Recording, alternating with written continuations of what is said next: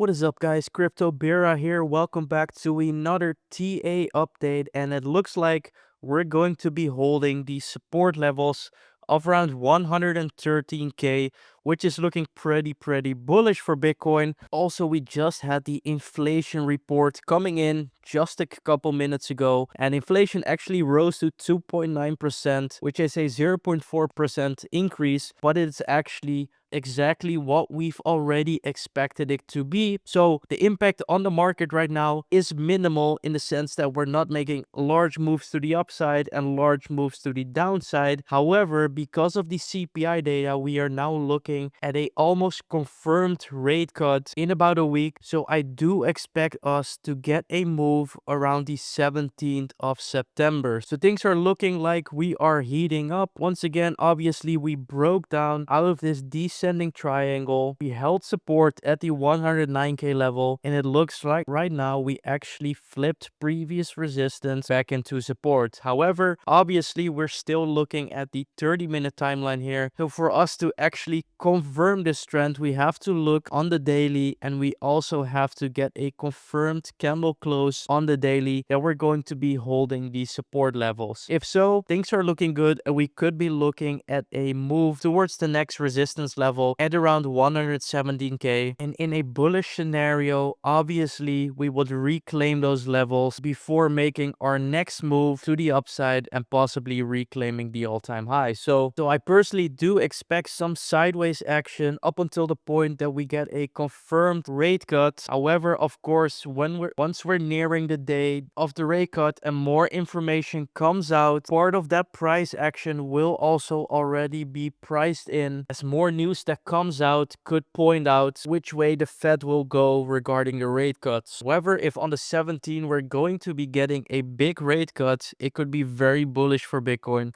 and we could go and see some upwards movement. Of course, there's also a scenario where we invalidate that, and that is of course when we do not hold these support levels and move backwards, which will have us moving backwards from around the 112 to 111k back to the previous support of around 109. And then of course, if we don't hold these levels right here, a next very bearish sign would for us to break this downtrend that we've broken out before, because that could mean this whole thing was possibly one big fake out. Of course, that is not something that I'm necessarily looking at, but I want to give you guys both sides of the equation so you're prepared and you know what to look for in the short term. Lastly, taking a look at the Bitcoin liquidation heat map, and if this is the first time you're seeing this, on the left side here you can see the levels of liquidity with the yellow color being where the most liquidity is, and of course on the right side you could see the liquidity here in the chart. So what often happens with this chart is that Bitcoin moves towards the price where there is the most liquidity. And if we take a look at the 2-week liquidation heat map here, we can see there is a bunch of liquidity sitting right here on the upside, and there is also of course a bunch of liquidity all the way down here at the downside. But in the short term, the closest levels of liquidity that hold the most liquidity are sitting at the upside. So it looks like after a bit of correction, Bitcoin wants to go and move towards the upside and get another big move. So we'll see how this plays out in the next couple of days, leading to the rate cuts. But this was Crypto Bera with your market update of today, and I'll see you in the next one.